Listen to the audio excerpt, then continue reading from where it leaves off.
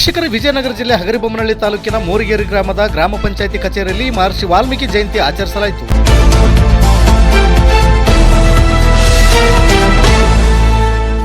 ಈ ಸಂದರ್ಭದಲ್ಲಿ ಗ್ರಾಮ ಪಂಚಾಯಿತಿ ಸದಸ್ಯರಾದ ಕುಂಟೂರು ನಾಗರಾಜರವರು ಮತ್ತು ಗ್ರಾಮ ಪಂಚಾಯಿತಿ ಅಧ್ಯಕ್ಷರಾದ ದೀಡ್ಗಿ ಜ್ಯೋತಿ ನಾಗರಾಜರವರು ಹಾಗೂ ಉಪಾಧ್ಯಕ್ಷರಾದ ಚಿಲಗೋಡು ಉದಯಕುಮಾರ್ ವಿಶ್ವಕವಿ ಮಹರ್ಷಿ ವಾಲ್ಮೀಕಿ ಜಯಂತ್ಯೋತ್ಸವ ಕುರಿತು ಮಾತನಾಡಿದರು.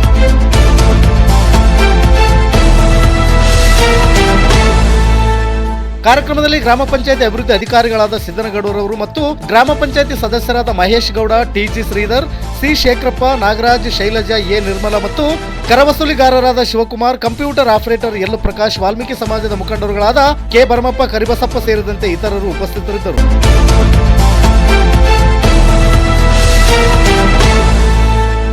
ನಿತ್ಯ ನಿರಂತರ ಸುದ್ದಿಗಾಗಿ ಗರುಡ ನ್ಯೂಸ್ ವೀಕ್ಷಿಸಿ. ಸುದ್ದಿ ನಿಮ್ಮದು, ಸದ್ದು ನಮ್ಮದು. ಹಗರಿಬೊಮ್ಮನಹಳ್ಳಿ ತಾಲೂಕು ವರದಿಗಾರರು ರಮೇಶ್ ಪೂಜಾರ್. ಇದು ಗರುಡ ನ್ಯೂಸ್. ನಾನು ಮಲ್ಲೇಶ್ ಕಮತೂರು.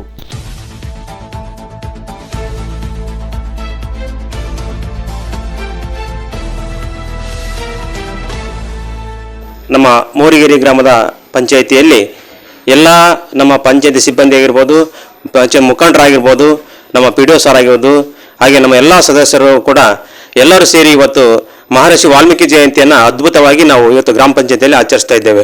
ಕಾರಣ ಇಷ್ಟೇ, ಆ ಮಹರ್ಷಿಯವರು ತಮ್ಮ ಭಕ್ತಿಪೂರ್ವಕವಾಗಿ ತಮ್ಮ ಒಂದು ಶ್ರದ್ಧೆಯಿಂದ ತಮ್ಮ ಒಂದು ಎಲ್ಲ ಲೇಖನವನ್ನು ಕೂಡ ಬಹಳ ಅತ್ಯುತ್ತಮವಾಗಿ ಜನರಿಗೆ ತಿಳಿಪಡಿಸಿದ್ದಾರೆ.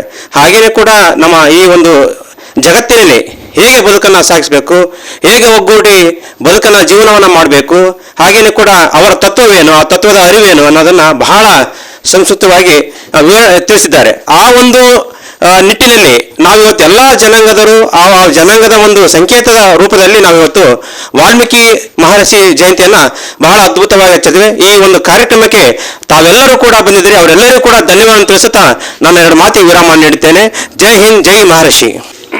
ಎಲ್ಲರಿಗೂ ಮಹರ್ಷಿ ವಾಲ್ಮೀಕಿ ಜಯಂತಿಯ ಶುಭಾಶಯಗಳನ್ನು ತಿಳಿಸುತ್ತಾ, ಈ ದಿನ ನಮ್ಮ ಮೋರಿಗೇರಿ ಗ್ರಾಮ ಪಂಚಾಯತಿಯಲ್ಲಿ ಎಲ್ಲ ಜನಪ್ರತಿನಿಧಿಗಳು, ಪಂಚಾಯತಿ ಸಿಬ್ಬಂದಿ ವರ್ಗದವರು, ಸಮಾಜದ ಮುಖಂಡರು ಸೇರಿ ಬಹಳ ವಿಜೃಂಭಣೆಯಿಂದ ಈ ಪ್ರಪಂಚದಲ್ಲಿ ಮೊಟ್ಟ ಮೊದಲ ಬಾರಿಗೆ ರಾಮಾಯಣದ ಕಲ್ಪನೆಯನ್ನು, ರಾಮರಾಜ್ಯದ ಕಲ್ಪನೆಯನ್ನು ಮೂಡಿಸಿ ಈ ಜಗತ್ತಿಗೆ ತನ್ನದಾಗಿರ್ತಕ್ಕಂಥ ಛಾಪನ್ನು ಮೂಡಿಸಿದ ಋಷಿ ಕವಿ ಅಂತಂದೇಳಿ ಮಹರ್ಷಿ ವಾಲ್ಮೀಕಿಯನ್ನು ಕರಿತೇವೆ.